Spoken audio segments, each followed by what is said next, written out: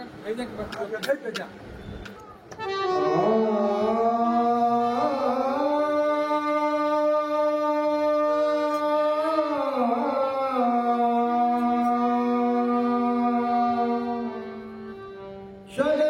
जिस बात में लालची रहे समान,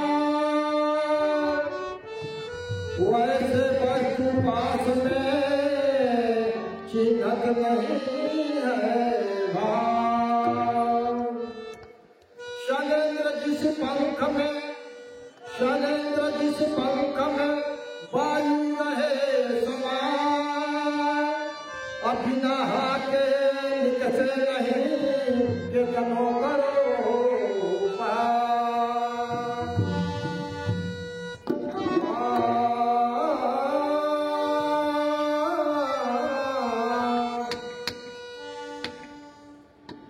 देख तेरे संसार की हालत, देख तेरे संसार की हालत, क्या हो गई भगवान, वो कितना बदल गया इंसान, कितना बदल गया इंसान।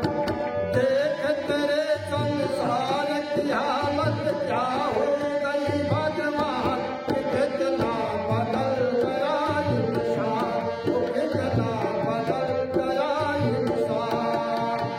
सूरज न बदला